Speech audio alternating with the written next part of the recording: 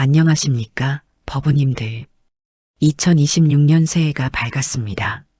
창밖으로 보이는 1월의 차가운 바람이 지나간 한 해의 모든 것들을 정리하고 새로운 시작을 알리고 있습니다. 불자님들께서는 어떤 마음으로 이 새해를 맞이하고 계십니까? 혹시 지난 한 해를 돌아보며 후회스러운 마음이 드시지는 않으십니까? 아, 그때 그렇게 하지 말았어야 했는데 왜 그런 선택을 했을까? 이런 생각들이 마음 한편을 무겁게 누르고 있지는 않으십니까? 아니면 새해를 맞아 새로운 다짐을 세우면서도 한편으로는 과연 이번엔 달라질 수 있을까? 하는 의구심이 들지는 않으십니까? 사실 이런 마음은 우리 모두가 갖고 있는 자연스러운 모습입니다. 시간의 흐름 앞에서 인간은 누구나 작아지기 마련이고 변화에 대한 두려움과 희망 사이에서 흔들리게 됩니다. 하지만 오늘 이 시간 부처님께서 우리에게 남겨주신 가장 소중한 첫 마음에 대한 지혜를 함께 나누고자 합니다. 이 말씀은 단순히 새해 덕담이 아닙니다. 우리 인생 전체를 관통하는 근본적인 깨달음의 열쇠입니다. 부처님께서는 성도하신 후 첫 번째로 이런 말씀을 하셨습니다. 모든 중생이 열애의 지혜와 덕상을 구족하고 있으나 망상과 집착 때문에 증득하지 못한다. 이 말씀 속에는 우리가 새해에, 아니 매 순간마다 돌아가야 할 첫 마음의 비밀이 숨어 있습니다. 과연 그 첫 마음이란 무엇일까요? 그리고 그 마음을 어떻게 회복하고 유지할 수 있을까요? 오늘 이 시간 동안 부처님의 가르침을 통해 진정한 첫 마음의 의미를 깊이 탐구해 보겠습니다. 여러분의 2026년이 진정으로 새로워질 수 있는 지혜의 시간이 되기를 발언합니다. 잠시 편안한 자세로 앉으셔서 깊은 숨을 한번 들이마시고 내쉬어 보십시오. 지금 이 순간 우리는 부처님의 가르침 앞에 서 있습니다. 마음을 활짝 열고 함께 들어보시기 바랍니다. 2026년 현재 우리는 그 어느 때보다도 복잡하고 빠른 세상에 살고 있습니다. 스마트폰 하나로 전 세계와 연결되고 AI가 우리의 일상을 바꾸어 놓고 있습니다. 특히 50대, 60대, 70대를 맞이하신 법우님들께서는 이런 변화의 속도에 때로는 당황스러우실 때가 있을 겁니다. 손자, 손녀들이 능숙하게 다루는 기계들 앞에서 어색해하시는 모습을 보시면서 세상이 너무 빨리 변하는 것 같다고 느끼실 때가 있지 않으십니까? 하지만 바로 이런 때일수록 우리에게는 변하지 않는 것, 영원한 것에 대한 지혜가 필요합니다. 부처님께서 2500년 전에 깨달으신 그 진리는 세상이 아무리 변해도 변하지 않는 영원한 법칙입니다. 그것이 바로 첫 마음, 본래 마음의 지혜입니다. 혹시 어린 시절을 기억하고 계십니까? 세상 모든 것이 신기하고 아름답게 느껴지던 그때를 말입니다. 나비 한 마리가 날아가는 것을 보고도 한참을 바라보았고 할머니가 들려주시는 옛날 이야기에 눈을 반짝이며 빠져들었던 그 순수한 마음 말입니다. 그때는 미래에 대한 걱정도 과거에 대한 후회도 없었습니다. 오직 지금 이 순간에만 온전히 존재했습니다. 부처님께서 말씀하신 첫 마음이란 바로 그 순수한 본래 마음을 의미합니다. 하지만 세월이 흐르면서 우리는 점점 그 첫 마음을 잃어버리게 됩니다. 사회생활의 스트레스, 인간관계의 복잡함, 경제적 부담, 건강에 대한 걱정 등이 우리 마음을 복잡하게 만들었습니다. 특히 인생의 후반부에 들어서면서 내 인생이 이게 전부일까? 하는 허무함이 찾아오기도 합니다. 자녀들은 독립했고 직장에서는 은퇴를 앞두고 있거나 이미 은퇴하신 분들도 많으실 겁니다. 이런 변화의 순간에 우리는 더욱 첫 마음의 소중함을 깨닫게 됩니다. 첫 번째로 부처님께서 가르쳐 주신 첫 마음의 진정한 의미에 대해 말씀드리겠습니다. 화엄경에서는 이렇게 말씀하고 계십니다. 초발심 시편정각, 시발심 시개성불. 초발심할 때가 바로 정각할 때이고 발심할 때가 바로 부처님이 될 때라는 뜻입니다. 이 말씀은 단순히 처음 마음먹을 때가 중요하다는 의미가 아닙니다. 진정한 첫 마음, 본래 마음은 이미 완전하다는 깊은 진리를 담고 있습니다. 우리가 흔히 생각하는 첫 마음은 처음 시작할 때의 순수한 의지 정도로 이해하기 쉽습니다. 예를 들어 새해에 올해는 꼭 운동을 해야지 하고 마음먹는 그런 다짐 말입니다. 하지만 부처님께서 말씀하신 첫 마음은 그보다 훨씬 근본적이고 깊은 의미를 가지고 있습니다. 그것은 우리 본래 가지고 있는 부처의 성품, 열애장을 말합니다. 마치 구름에 가려진 태양처럼 우리 마음 깊은 곳에는 언제나 맑고 밝은 본래 마음이 있다는 것입니다. 이 마음은 태어날 때부터 우리와 함께 있었고 죽을 때까지 변하지 않는 우리의 참 모습입니다. 그런데 살아가면서 우리는 이 본래 마음 위에 갖가지 번뇌와 망상의 구름을 쌓아 올립니다. 저 사람이 나를 무시했다. 돈이 더 많았으면 좋겠다. 내 자식은 왜 말을 안 듣지? 같은 생각들이 본래 맑은 마음을 가리게 됩니다. 하지만 구름이 태양을 가릴 수는 있어도 태양 자체를 없앨 수는 없듯이 번뇌가 본래 마음을 가릴 수는 있어도 그 마음 자체를 파괴할 수는 없습니다. 그래서 부처님께서는 모든 중생이 열애의 지혜와 덕상을 구족하고 있다고 말씀하신 것입니다. 이것을 깨닫는 것이 진정한 첫 마음을 회복하는 첫걸음입니다. 조주선사의 유명한 화두 중에 이런 것이 있습니다. 어떤 스님이 조주선사에게 물었습니다. 개에게도 불성이 있습니까? 조주선사가 답했습니다. 이 화두의 깊은 뜻은 개나 사람이나 할 것 없이 모든 존재에는 본래 부처의 성품이 있다는 것입니다. 그런데 왜 무라고 답했을까요? 그것은 우리가 있다 없다는 분별심에 사로잡혀 있을 때는 본래 마음을 볼 수 없기 때문입니다. 있다 없다를 따지는 그 마음 자체가 이미 본래 마음에서 벗어난 것입니다. 우리가 새해의 첫 마음으로 돌아가자고 할 때 그것은 단순히 예전의 어떤 상태로 돌아가는 것이 아닙니다. 지금 이 순간에도 변함없이 존재하는 본래 마음을 재발견하는 것입니다. 그렇다면 이 본래 마음은 구체적으로 어떤 특징을 가지고 있을까요? 첫째, 본래 마음은 분별이 없습니다. 좋다, 나쁘다, 옳다, 그르다는 판단 이전의 순수한 의식 상태입니다. 마치 거울이 무엇이든 있는 그대로 비추듯이 본래 마음은 모든 것을 있는 그대로 받아들입니다.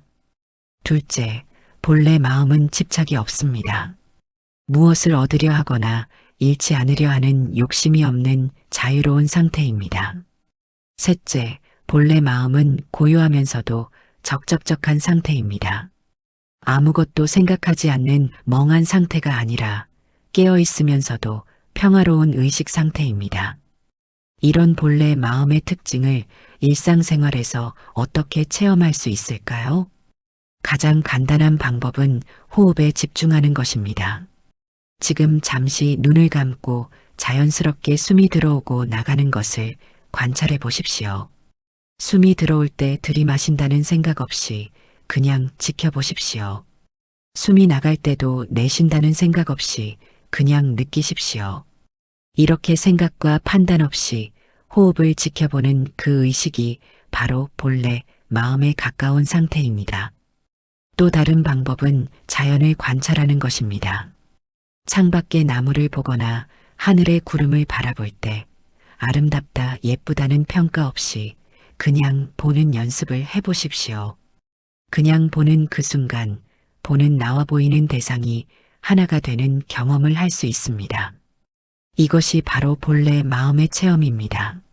많은 분들이 그런 상태는 너무 어렵다, 나는 생각이 너무 많아서 안 된다고 말씀하십니다.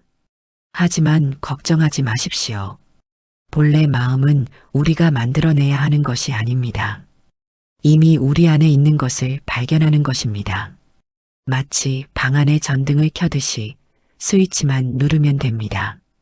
그 스위치가 바로 지금 이 순간에 깨어 있는 것입니다.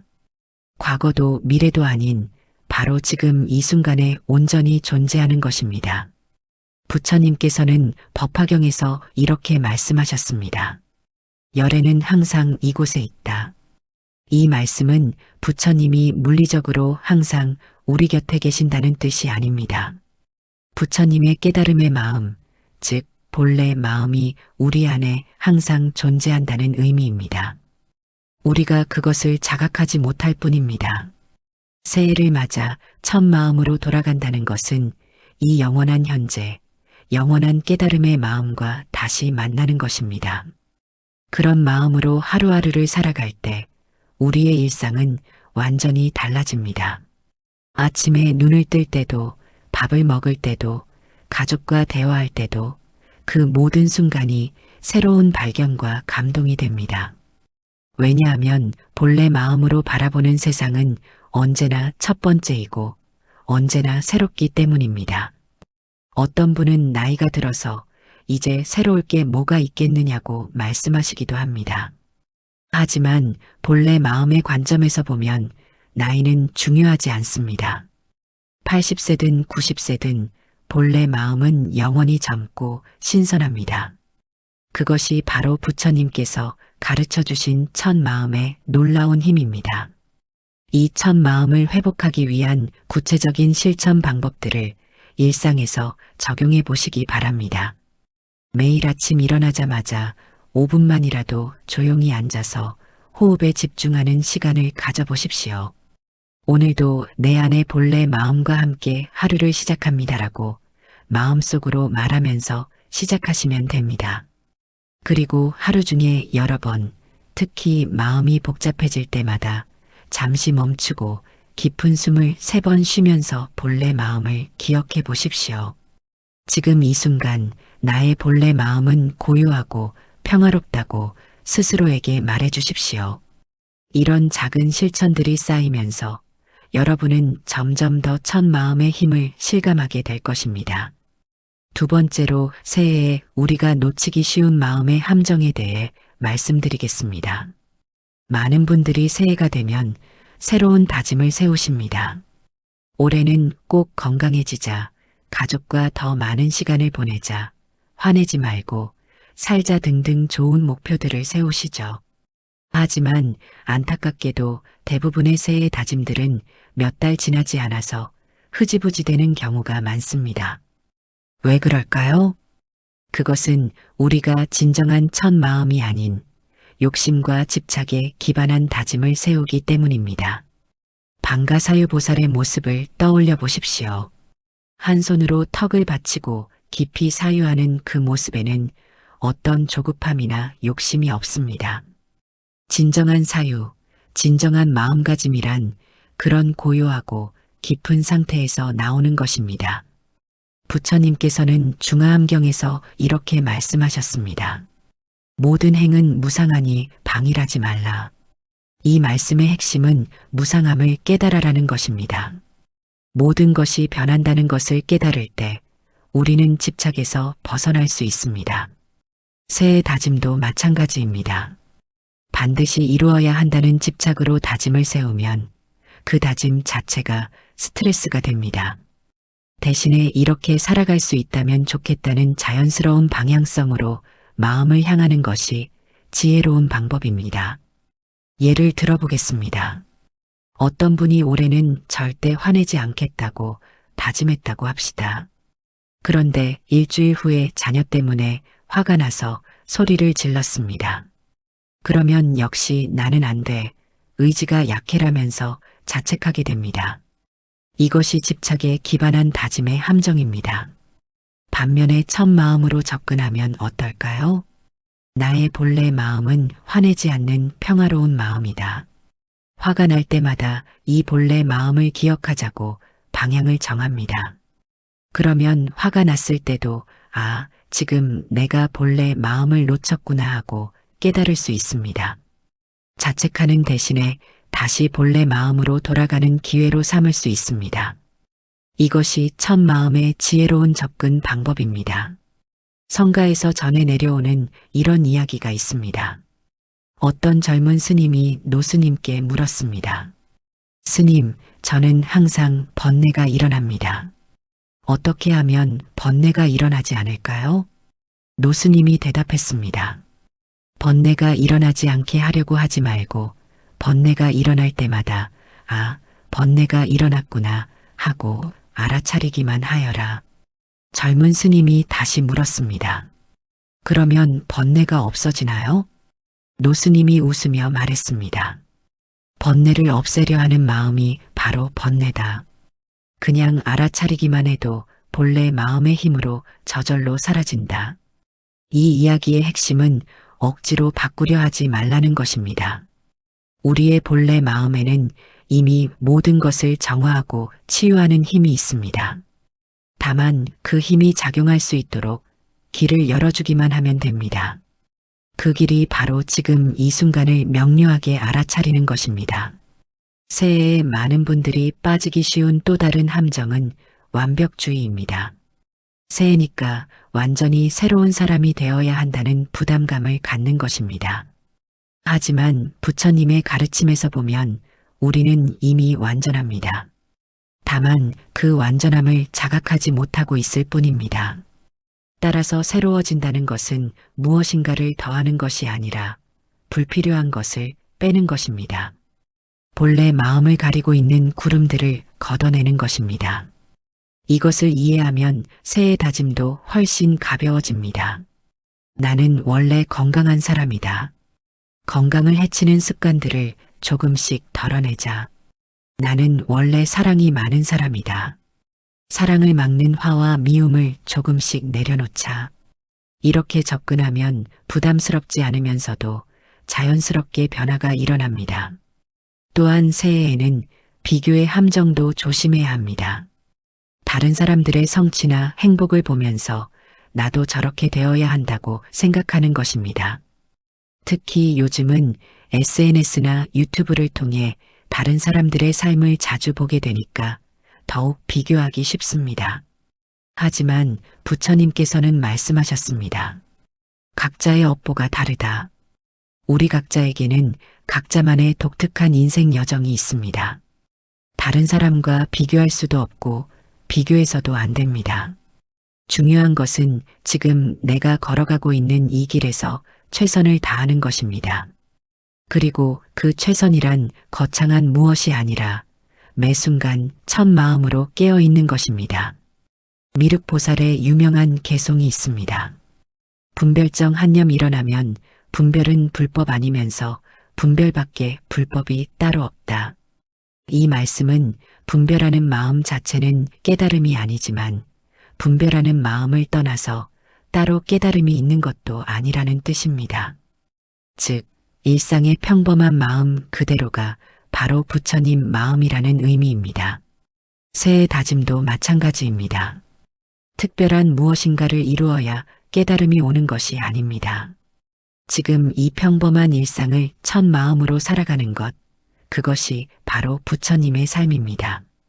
그러므로 새해에는 거창한 목표보다는 작은 깨어있음을 실천해 보십시오. 아침에 일어날 때 오늘도 본래 마음과 함께 하루를 시작한다고 마음속으로 말하는 것. 식사할 때 첫 숟가락을 뜰 때 감사한 마음을 갖는 것. 가족과 대화할 때 진심으로 상대의 말을 듣는 것. 잠자리에 들 때 하루를 돌아보며 잘한 일과 부족한 일을 평등하게 바라보는 것. 이런 작은 실천들이 쌓여서 진정한 변화를 만들어냅니다. 그리고 이 모든 실천의 바탕에는 나는 이미 완전한 존재다라는 첫 마음의 자각이 있어야 합니다. 부족해서 채워야 하는 존재가 아니라 이미 완전해서 그것을 드러내기만 하면 되는 존재라는 깨달은 말입니다. 이것이 바로 새해에 우리가 놓치지 말아야 할 첫 마음의 지혜입니다. 세 번째로 일상에서 첫 마음을 유지하는 구체적인 실천 방법에 대해 말씀드리겠습니다. 많은 분들이 첫 마음이 좋다는 것은 알겠는데 실제로 어떻게 실천해야 하는지 모르겠다고 말씀하십니다. 특히 바쁜 일상 속에서 스트레스가 많은 상황에서 첫 마음을 유지한다는 것이 막연하게 느껴질 수 있습니다. 하지만 실제로는 매우 구체적이고 실용적인 방법들이 있습니다. 먼저 부처님께서 직접 보여주신 사례를 살펴보겠습니다. 어느 날 부처님께서 제자들과 함께 길을 가시다가 한 우물가에서 쉬게 되었습니다. 목이 마르신 부처님께서 아난다에게 물을 떠달라고 하셨습니다. 그런데 조금 전에 마차가 지나가서 우물물이 흐려져 있었습니다. 아난다가 부처님, 물이 너무 흐려서 드실 수가 없습니다라고 말씀드렸습니다. 부처님께서 말씀하셨습니다. 아난다야, 다시 가서 보아라. 시간이 조금 지나면 흙은 가라앉고 맑은 물이 드러날 것이다. 과연 잠시 후에 물은 다시 맑아졌습니다. 부처님께서 그 물을 드시면서 제자들에게 말씀하셨습니다. 우리 마음도 이와 같다. 번뇌와 망상이라는 흙탕물이 일어나도 조급해하지 말고 기다리면 본래의 맑은 마음이 드러난다. 이 이야기는 첫 마음을 유지하는 가장 기본적인 원리를 보여줍니다. 바로 기다림입니다. 마음이 복잡해졌을 때 억지로 진정시키려 하지 말고 자연스럽게 가라앉을 때까지 기다리는 지혜입니다. 그렇다면 구체적으로 어떻게 기다리면 될까요? 첫 번째 실천법은 3-3-3 호흡법입니다. 마음이 어지러워졌을 때 어디서든 3초 동안 숨을 들이마시고 3초 동안 잠시 멈추고 3초 동안 천천히 내쉬는 것을 3번 반복하는 방법입니다. 이렇게 하면 총 27초밖에 걸리지 않습니다. 어떤 상황에서든 27초 정도는 시간을 낼 수 있을 것입니다. 중요한 것은 이 27초 동안에는 오직 호흡에만 집중하는 것입니다. 문제를 해결하려 하거나 상황을 분석하려 하지 말고 그냥 호흡하는 것 자체에만 집중하십시오. 이것만으로도 마음의 흙탕물이 많이 가라앉습니다. 두 번째 실천법은 이름 부르기입니다. 화가 났을 때, 근심이 들 때, 불안할 때 마음속으로 아미타불, 관세음보살, 석가모니불 등 부처님의 이름을 부르는 것입니다. 이때 중요한 것은 단순히 입으로만 부르는 것이 아니라 마음 깊이 간절히 부르는 것입니다. 마치 어려움에 처했을 때 어머니를 부르는 그런 마음으로 부처님을 불러보십시오. 이렇게 하면 마음이 놀랍도록 빠르게 평정을 되찾습니다. 왜 그럴까요? 부처님의 이름에는 깨달음의 에너지가 담겨 있기 때문입니다. 그리고 그 이름을 부를 때 우리의 마음도 자연스럽게 부처님의 마음과 하나가 되기 때문입니다. 이것이 바로 염불수행의 핵심입니다. 세 번째 실천법은 감사찾기입니다. 힘든 상황에 처했을 때 억지로 긍정적으로 생각하려고 하지 말고 그 상황 속에서도 감사할 수 있는 작은 것 한 가지를 찾아보는 것입니다. 예를 들어 몸이 아파서 고생하고 있다면 그래도 지금 숨을 쉴 수 있어서 감사합니다라고 생각하는 것입니다. 경제적으로 어려움이 있다면 그래도 오늘 하루 끼니를 해결할 수 있어서 감사합니다라고 생각하는 것입니다. 가족 때문에 스트레스를 받고 있다면 그래도 함께할 가족이 있어서 감사합니다라고 생각하는 것입니다. 이렇게 작은 감사를 찾는 연습을 하다 보면 마음이 불평과 원망에서 감사와 수용으로 바뀝니다. 그리고 이런 마음의 변화가 바로 첫 마음으로 돌아가는 길입니다. 네 번째 실천법은 지금 여기 깨어있기입니다. 이것은 가장 기본적이면서도 가장 중요한 실천법입니다.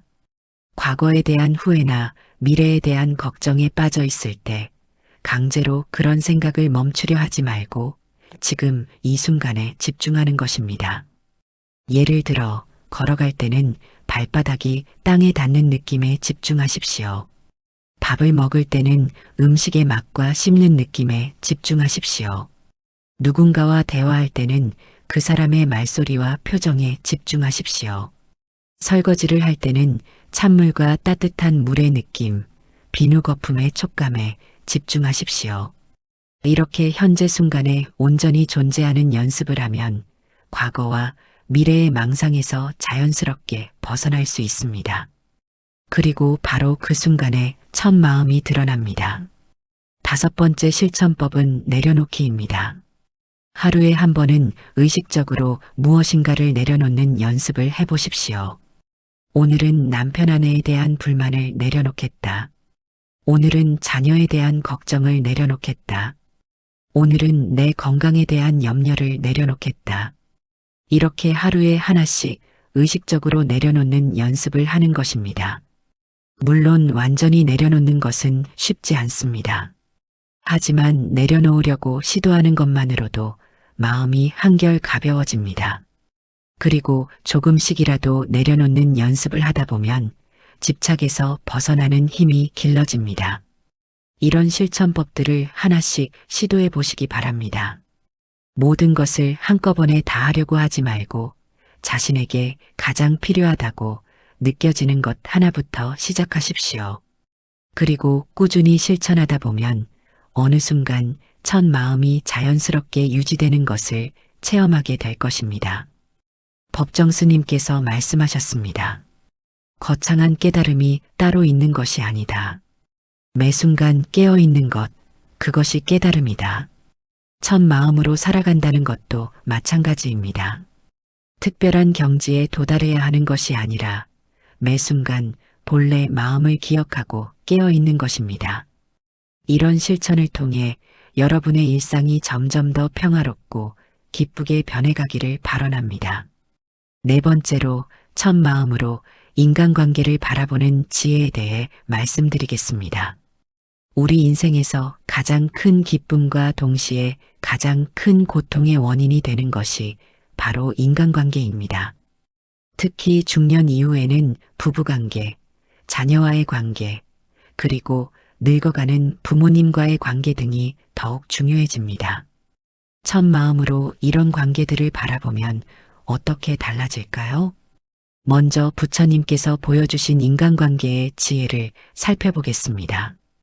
어느 날 한 바라문이 부처님께 와서 온갖 욕설과 비방을 퍼부었습니다. 부처님께서는 조용히 듣고 계시다가 바라문이 말을 마치자 이렇게 물으셨습니다. 그대의 집에 손님이 오면 음식을 대접하지 않습니까? 물론 대접합니다. 그런데 만약 그 손님이 음식을 받지 않으면 그 음식은 누구의 것이 됩니까? 당연히 제 것이 되죠. 부처님께서 말씀하셨습니다. 마찬가지입니다. 그대가 나에게 욕설을 퍼부었지만 나는 받지 않았습니다. 그 욕설은 모두 그대의 것입니다. 이 이야기는 인간관계에서 가장 중요한 원리를 보여줍니다. 상대방이 어떻게 나오든 내가 어떻게 받아들이느냐가 중요하다는 것입니다. 우리는 흔히 저 사람이 나를 화나게 했다. 그 사람 때문에 기분이 나쁘다고 말합니다. 하지만 실제로는 그 사람의 말이나 행동이 직접적으로 우리를 화나게 하는 것이 아니라 그것을 받아들이는 우리 마음의 방식이 화를 만드는 것입니다. 이것을 깨달으면 인간관계에서 엄청난 자유를 얻을 수 있습니다. 상대방을 바꾸려고 애쓸 필요가 없어지고 내 마음가짐만 바꾸면 되기 때문입니다. 그렇다면 구체적으로 어떻게 첫 마음으로 인간관계를 바라볼 수 있을까요? 첫째, 모든 사람을 부처님으로 보는 연습을 해보십시오. 물론 처음에는 어려울 것입니다. 특히 나에게 해를 끼치는 사람이나 싫어하는 사람을 부처님으로 보기는 쉽지 않습니다. 하지만 부처님께서 말씀하신 대로 모든 사람에게는 본래 부처의 성품이 있습니다. 다만 그것이 번뇌에 가려져 있을 뿐입니다. 따라서 상대방의 잘못된 언행을 보더라도 저 사람도 본래는 부처인데 지금은 번뇌에 휩싸여 있구나 하고 이해하려고 노력해 보십시오. 이렇게 보면 화가 나는 대신에 연민의 마음이 생깁니다. 둘째, 상대방을 통해 나의 마음을 점검하는 기회로 삼으십시오. 어떤 사람이 나를 화나게 할 때 그 화의 원인을 상대방에게서 찾지 말고 나의 마음에서 찾아보는 것입니다. 왜 나는 이런 말에 화가 날까? 내가 어떤 집착을 가지고 있기 때문에 상처를 받는 걸까? 이렇게 반성해 보면 상대방이 오히려 나의 문제점을 깨닫게 해주는 스승이 됩니다. 불교에서는 이런 사람을 역행보살이라고 부르기도 합니다. 거꾸로 행하는 보살, 즉 불편함을 주면서 깨달음을 주는 보살이라는 뜻입니다. 셋째, 상대방의 말과 행동 뒤에 숨겨진 마음을 읽으려고 노력하십시오. 화를 내는 사람은 사실 두려움을 가지고 있는 경우가 많습니다. 비판하는 사람은 인정받고 싶은 욕구가 강한 경우가 많습니다. 무관심한 사람은 상처받기 싫어서 마음을 닫은 경우가 많습니다. 이런 마음을 이해하게 되면 상대방에 대한 원망이 연민으로 바뀝니다. 그리고 어떻게 그 사람에게 도움이 될 수 있을지 생각하게 됩니다. 화엄경에는 이런 말씀이 있습니다. 일체 중생을 위하여 벗이 되고 모든 중생을 위하여 큰 의지처가 되라.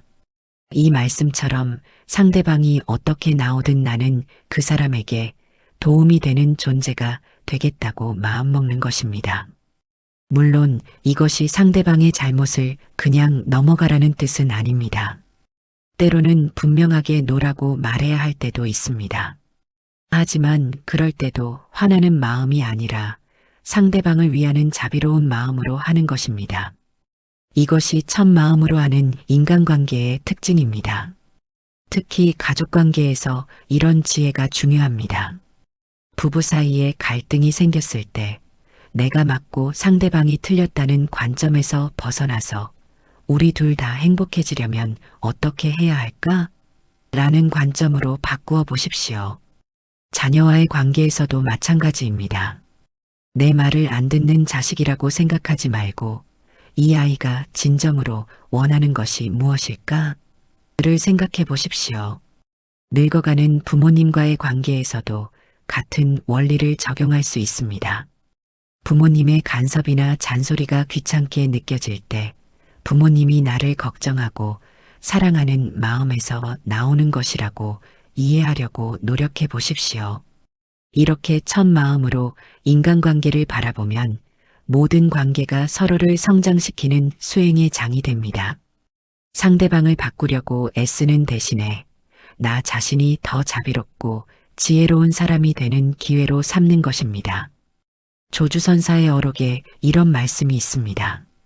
청산은 본래 백운을 움직이지 않고 백운은 스스로 청산을 가린다.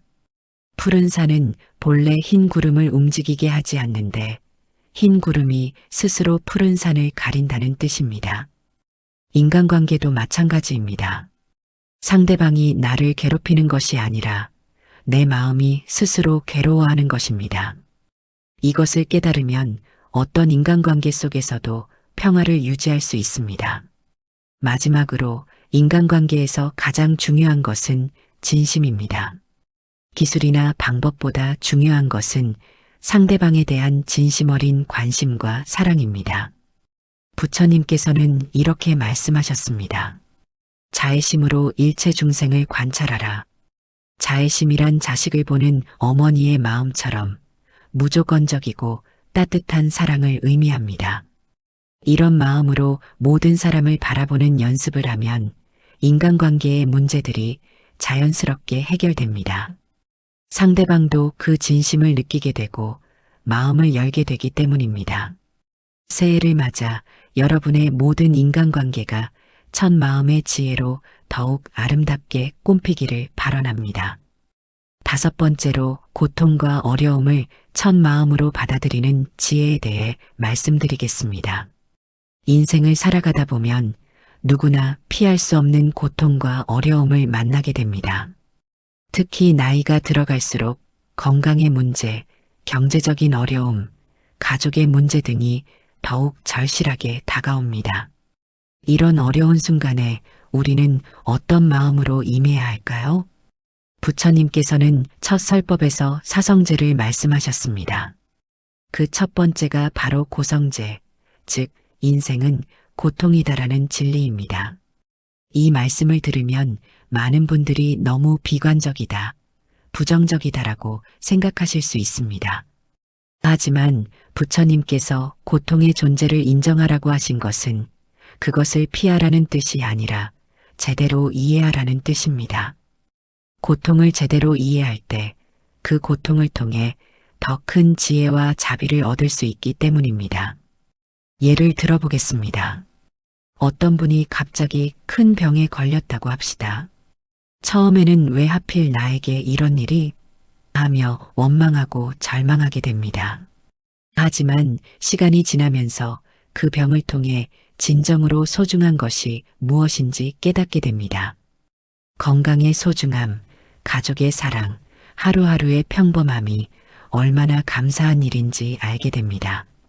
그리고 같은 아픔을 겪는 다른 사람들에 대한 연민의 마음도 생깁니다. 이런 깨달음은 고통이 없었다면 얻기 어려웠을 것입니다. 부처님께서도 왕자로서 호화로운 생활을 하시다가 늙음, 병, 죽음이라는 고통을 보시고 나서 깨달음을 구하게 되셨습니다. 고통이 오히려 깨달음으로 이끄는 문이 된 것입니다.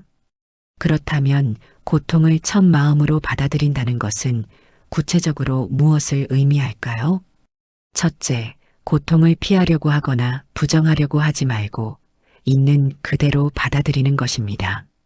아, 지금 내가 고통스럽구나라고 솔직하게 인정하는 것입니다. 억지로 긍정적으로 생각하려 하거나 이 정도는 고통이 아니야라고 부정하지 말고 고통은 고통으로 인정하는 것입니다. 이것이 첫 번째 단계입니다. 둘째, 그 고통이 내게만 일어나는 특별한 것이 아니라 모든 인간이 겪는 보편적인 경험이라는 것을 깨닫는 것입니다. 나만 힘들다고 생각하면 더욱 고통스러워집니다. 하지만 이런 고통은 모든 사람이 겪는 것이구나라고 생각하면 마음이 한결 가벼워집니다. 셋째, 그 고통을 통해 무엇을 배우라는 메시지인지 생각해 보는 것입니다. 부처님께서는 말씀하셨습니다. 모든 현상에는 인연이 있다. 고통도 마찬가지입니다. 그냥 우연히 일어나는 것이 아니라 우리에게 무엇인가를 깨우쳐주기 위해 일어나는 것입니다. 그것이 무엇인지 찾아보는 것입니다. 넷째, 고통을 나만의 것으로 생각하지 말고 같은 고통을 겪는 모든 중생을 위한 수행으로 받아들이는 것입니다. 내가 이 고통을 겪음으로써 같은 고통을 겪는 모든 존재들의 고통이 조금이라도 줄어들기를 발언합니다라고 마음먹는 것입니다. 이렇게 하면 개인적인 고통이 보편적인 자비심으로 승화됩니다. 지장보살의 서원을 보십시오. 지옥이 비지 않으면 성불하지 않겠다. 자신의 해탈보다 고통받는 중생들을 먼저 구하겠다는 서원입니다. 우리도 이런 마음으로 고통을 받아들일 수 있습니다. 다섯째, 고통 속에서도 감사할 것을 찾아보는 것입니다. 아무리 어려운 상황에서도 작은 은혜 하나쯤은 찾을 수 있습니다. 숨을 쉴 수 있다는 것, 누군가 나를 걱정해 준다는 것, 따뜻한 잠자리가 있다는 것 등등. 이런 작은 감사를 찾다 보면 고통 속에서도 희망의 빛을 발견할 수 있습니다. 원효대사의 일화를 들려드리겠습니다. 원효대사가 당나라로 구법여행을 떠나는 길에 비를 만나 동굴에서 하룻밤을 보내게 되었습니다. 밤중에 목이 말라서 물을 찾다가 바가지에 담긴 물을 발견하고 마셨는데 그 물이 너무 달고 시원했습니다. 그런데 아침에 일어나 보니 그것은 물이 아니라 해골의 고인 빗물이었고 바가지라고 생각했던 것은 해골이었습니다. 원효대사는 그 순간 크게 깨달았습니다. 마음이 생기면 온갖 법이 생기고 마음이 멸하면 온갖 법이 멸한다. 어젯밤에는 맛있게 마셨던 같은 물이 해골물이라는 것을 안 순간 구역질이 나는 것을 보고 모든 것이 마음이 만드는 것임을 깨달은 것입니다. 고통도 마찬가지입니다. 같은 상황도 어떤 마음으로 받아들이느냐에 따라 고통이 되기도 하고 수행이 되기도 합니다. 첫 마음으로 받아들인다는 것은 바로 이런 지혜로운 관점을 갖는 것입니다. 실제로 이런 지혜를 실천하신 분들의 이야기를 들려드리겠습니다. 어떤 할머니께서 90세가 넘도록 치매에 걸린 남편을 돌보셨습니다. 처음에는 원망스럽고 힘드셨지만 어느 날부터는 남편을 통해 인내와 자비를 배우는 수행을 하고 있다고 생각하게 되셨다고 합니다. 그러니까 마음이 편해지고 오히려 남편이 고마워 보이기 시작했다고 하셨습니다. 이것이 바로 첫 마음의 힘입니다. 상황은 그대로인데 마음가짐을 바꾸는 것만으로도 고통이 수행으로 변하는 것입니다. 물론 이런 경지에 이르기까지는 시간이 걸립니다. 처음에는 억지스럽게 느껴질 수도 있습니다. 하지만 조금씩이라도 이런 관점으로 고통을 바라보는 연습을 하다 보면 어느 순간 자연스럽게 그런 마음이 됩니다. 그리고 그때 비로소 고통이 고통이 아니라 지혜가 됩니다. 법구경에 이런 말씀이 있습니다. 고통을 받되 고통받지 않고 즐거움을 받되 즐거워하지 않는 자, 그가 진정한 수행자다. 이 말씀의 뜻은 감정을 무시하라는 것이 아니라 감정에 휩쓸리지 말라는 것입니다.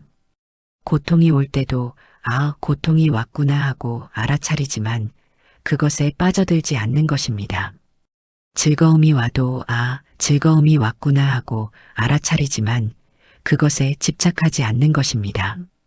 이런 평등한 마음이 바로 첫 마음입니다. 고통과 즐거움을 평등하게 받아들이는 마음입니다. 새해를 맞아 여러분에게 어떤 고통이 찾아오더라도 그것을 첫 마음으로 받아들여서 더 큰 지혜와 자비로 승화시키시기를 발언합니다. 고통은 피할 수 없지만 고통을 통해 성장하는 것은 우리의 선택입니다. 그 선택의 열쇠가 바로 첫 마음에 있습니다.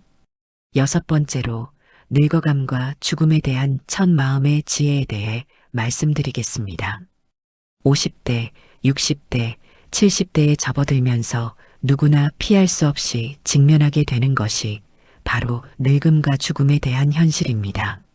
몸이 예전 같지 않고 기억력도 떨어지고 주변의 동년배들이 하나씩 떠나가는 것을 보면서 자신의 죽음도 멀지 않았음을 실감하게 됩니다. 이런 현실 앞에서 우리는 어떤 마음가짐을 가져야 할까요?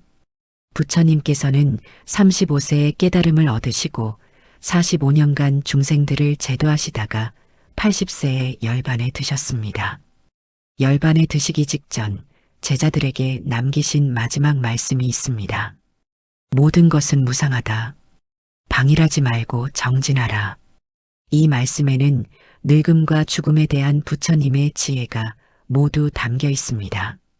첫째, 모든 것은 무상하다. 무상이란 변한다는 뜻입니다. 젊음도 변하고 건강도 변하고 생명도 변합니다. 이것은 슬픈 일이 아니라 자연스러운 현상입니다. 마치 봄이 여름으로, 여름이 가을로, 가을이 겨울로 변하는 것처럼 자연스러운 순환입니다. 문제는 우리가 변하지 않기를 바라는 데서 고통이 생긴다는 것입니다. 계속 젊었으면 좋겠다. 아프지 않았으면 좋겠다. 죽지 않았으면 좋겠다는 바람이 고통을 만들어내는 것입니다. 하지만 무상함을 받아들이면 오히려 자유로워집니다. 이것도 자연스러운 과정이구나 하고 받아들이게 됩니다. 둘째, 방일하지 말고 정진하라. 방일하지 말라는 것은 나이를 핑계로 게으르게 살지 말라는 뜻입니다. 몸은 늙어도 마음까지 늙을 필요는 없습니다. 오히려 나이가 들수록 더 깊은 정진이 가능합니다. 젊을 때는 욕망과 분주함에 휩쓸려서 정작 중요한 것을 놓치기 쉽습니다. 하지만 나이가 들면 세상사에 대한 집착이 줄어들고 진정으로 중요한 것에 집중할 수 있게 됩니다. 이것이 나이 드는 것의 축복입니다. 성철 스님께서 90세가 넘어서도 치밀하게 경전을 연구하시고 깊은 선정에 드셨던 것처럼 나이는 수행의 장애가 아니라 오히려 도움이 될 수 있습니다. 그렇다면 늙어감을 첫 마음으로 받아들인다는 것은 구체적으로 무엇을 의미할까요? 첫째, 늙어가는 몸을 원망하지 않고 감사하는 마음을 갖는 것입니다. 이 몸이 지금까지 얼마나 많은 일을 해왔습니까? 수십 년 동안 밤낮으로 일하고 자녀를 키우고 가족을 돌보느라 애쓴 이 몸입니다. 이제 조금 불편해진다고 해서 원망할 일이 아니라 오히려 그동안 고생한 몸에게 감사해야 하는 것입니다. 고맙습니다. 그동안 정말 수고 많았습니다라고 내 몸에게 말해 주십시오. 그리고 비록 예전 같지는 않지만 여전히 숨쉬고 걷고 보고 들을 수 있다는 것에 감사하십시오.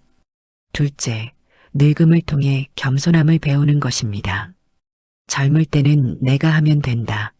내 힘으로 해결할 수 있다는 자신감이 있었습니다. 하지만 나이가 들면서 혼자서는 할 수 없는 일들이 많아집니다. 다른 사람의 도움이 필요해집니다. 이것을 부끄러워할 일이 아니라 겸손함을 배우는 기회로 받아들이는 것입니다. 그리고 다른 사람들의 친절에 진심으로 감사하는 마음을 갖는 것입니다. 셋째, 죽음을 두려워하지 않고 자연스러운 과정으로 받아들이는 것입니다. 부처님께서는 말씀하셨습니다. 태어남이 있으면 반드시 죽음이 있다. 이것은 피할 수 없는 자연의 법칙입니다. 문제는 우리가 죽음을 끝이라고 생각하기 때문에 두려워한다는 것입니다. 하지만 불교의 관점에서 보면 죽음은 끝이 아니라 변화입니다. 마치 옷을 갈아입듯이 몸을 바꾸는 것일 뿐입니다. 그리고 진정한 나, 즉 본래 마음은 태어나지도 죽지도 않습니다. 영원히 존재하는 것입니다. 이것을 깨달으면 죽음에 대한 두려움이 사라집니다. 티베트의 위대한 요기였던 밀라레파는 임종을 앞두고 이런 개송을 남겼습니다. 몸은 환상이요 마음은 공이라 태어남도 없고 죽음도 없도다. 이런 깨달음의 경지에 이르면 죽음도 두렵지 않습니다. 오히려 새로운 여행을 떠나는 것처럼 기대할 수도 있습니다. 넷째, 남은 시간을 더욱 의미 있게 사는 것입니다. 시간이 무한하다고 생각할 때는 게으르게 살기 쉽습니다. 하지만 시간이 한정되어 있다는 것을 알면 더욱 소중하게 살게 됩니다. 매일매일이 선물처럼 느껴집니다. 아침에 눈을 뜰 때마다 오늘도 하루를 더 살 수 있게 해주셔서 감사합니다라는 마음이 생깁니다. 그리고 하루하루를 정성을 다해 살게 됩니다. 다섯째, 다음 세대에게 지혜를 전하는 것을 사명으로 생각하는 것입니다. 나이가 들수록 인생의 경험이 쌓입니다. 그 경험에서 우러난 지혜를 젊은 세대에게 전해주는 것이 노년의 중요한 역할입니다. 특히 불교의 지혜를 다음 세대에게 물려주는 것은 매우 의미 있는 일입니다. 여러분이 지금까지 살면서 깨달은 것들, 부처님의 가르침을 통해 얻은 평화와 지혜를 자녀들과 손자, 손녀들에게 전해주십시오. 그것이 가장 값진 유산이 될 것입니다. 여섯째, 매 순간을 첫 마음으로 살아가는 것입니다. 나이가 들수록 이제 뭘 더 바라겠느냐는 체념에 빠지기 쉽습니다. 하지만 첫 마음으로 살면 매 순간이 새로운 발견과 감동으로 가득합니다. 아침에 창밖으로 보이는 나무 한 그루도 새롭게 보이고 가족과 나누는 대화 한마디도 새롭게 들립니다. 나이는 숫자일 뿐입니다. 마음은 언제나 젊을 수 있습니다. 법정 스님께서는 이런 말씀을 하셨습니다. 늙어간다는 것은 삶이 무르익어 간다는 뜻이다. 과일이 익어갈수록 달고 맛있어지듯이 인생도 나이가 들수록 깊이와 맛이 더해집니다. 그런 관점에서 늙어감을 바라보시기 바랍니다. 그리고 죽음에 대해서도 두려워하지 마십시오. 부처님께서 보여주신 열반의 모습처럼 죽음도 평화롭고 자연스러운 과정입니다. 중요한 것은 그 순간까지 첫 마음으로 살아가는 것입니다. 매일매일을 감사하며 사랑하며 수행하며 살아가는 것입니다. 그렇게 살다가 때가 되면 평화롭게 이 세상을 떠나는 것입니다. 그것이 바로 첫 마음으로 사는 인생의 아름다운 완성입니다. 새해를 맞아 여러분 모두가 이런 지혜로운 나이 들매 길을 걸어가시기를 발언합니다. 7번째로 새해를 첫 마음으로 시작하는 구체적인 다짐과 실천 방법에 대해 말씀드리겠습니다. 지금까지 첫 마음의 의미와 지혜에 대해 말씀드렸는데 이제는 그것을 실제 생활에서 어떻게 적용할 수 있는지 구체적으로 알아보겠습니다. 새해에는 누구나 새로운 다짐을 세웁니다. 하지만 대부분의 다짐들이 작심삼일로 끝나는 이유는 무엇일까요? 그것은 진정한 첫 마음에서 나온 다짐이 아니라 욕심과 조급함에서 나온 다짐이기 때문입니다. 부처님께서 깨달음을 얻으신 후 첫 번째 하신 일이 무엇인지 아십니까? 바로 7주 동안 깨달음의 기쁨을 음미하신 것입니다. 보리수 아래서 1주 보리수를 바라보며 1주 황금빛 집에서 1주 보석탑에서 1주 반야라 나무 아래서 1주 무잘린다 연못가에서 1주 라잘라타나 나무 아래서 1주 총 7주 동안 깨달음의 경험을 깊이 체득하신 것입니다. 이것이 바로 첫 마음의 특징입니다. 조급하지 않고 깊이 있게 천천히 내면화하는 것입니다. 우리도 새해 다짐을 세울 때 이런 자세를 가져야 합니다. 급하게 많은 것을 바꾸려 하지 말고 한 가지씩 깊이 있게 실천해 나가는 것입니다. 그렇다면 구체적으로 어떤 다짐을 세우면 좋을까요? 첫째, 매일 10분씩 고요한 시간 갖기입니다. 아침에 일어나자마자든 잠자리에 들기 전이든 하루 중 10분만이라도 완전히 조용한 시간을 갖는 것입니다. 스마트폰도 끄고 TV도 끄고 오직 자신과만 대화하는 시간을 갖는 것입니다. 이 시간에는 특별히 무엇을 해야 한다는 부담을 갖지 마십시오. 그냥 조용히 앉아서 호흡을 관찰하거나 몸의 느낌을 살펴보거나 마음의 상태를 점검하면 됩니다. 혹은 나무 아미타불을 조용히 염송하셔도 좋습니다. 중요한 것은 매일 꾸준히 하는 것입니다. 20분의 고요함이 하루 전체를 바꿀 것입니다. 둘째, 하루에 한 가지씩 감사찾기입니다. 매일 저녁 그날 하루를 돌아보면서 감사할 일 한 가지를 찾아보는 것입니다. 아무리 힘든 하루였어도 작은 감사거리 하나쯤은 있을 것입니다. 오늘도 무사히 하루를 마칠 수 있어서 감사합니다. 가족이 건강해서 감사합니다. 따뜻한 밥을 먹을 수 있어서 감사합니다. 친구가 안부 전화를 해줘서 감사합니다. 이런 작은 감사들을 매일 찾아서 마음속으로 감사합니다라고 말하는 연습을 해보십시오. 이것만으로도 마음이 많이 밝아집니다. 셋째, 화낼 뻔한 순간에 3초 멈추기입니다. 화가 날 때 바로 반응하지 말고 3초만 멈추는 것입니다. 그 3초 동안 깊은 숨을 한번 쉬고 지금 내가 화가 나고 있구나라고 알아차리는 것입니다. 그리고 내 본래 마음은 평화로운 마음이다라고 스스로에게 말해주는 것입니다. 이렇게 3초만 멈춰도 화의 강도가 많이 줄어듭니다. 그리고 좀 더 지혜로운 방법으로 상황을 처리할 수 있게 됩니다. 넷째, 매주 한 번씩 자연과 만나기입니다. 일주일에 한 번은 꼭 자연 속에서 시간을 보내는 것입니다. 산책을 하거나 공원에 앉아 있거나 하늘을 바라보거나 하면서 자연과 교감하는 시간을 갖는 것입니다. 자연은 가장 좋은 스승입니다. 나무는 욕심내지 않고 꽃은 비교하지 않고 새들은 걱정하지 않습니다. 그들로부터 본래 마음의 자연스러움을 배울 수 있습니다. 다섯째, 매일 한 사람에게 친절 베풀기입니다. 하루에 한 사람에게는 꼭 친절을 베푸는 것입니다. 가족에게 따뜻한 말 한마디를 하거나 이웃에게 안부를 묻거나 모르는 사람에게 길을 알려주거나 하는 작은 친절을 실천하는 것입니다. 이런 친절이 습관이 되면 자연스럽게 자비로운 마음이 길러집니다.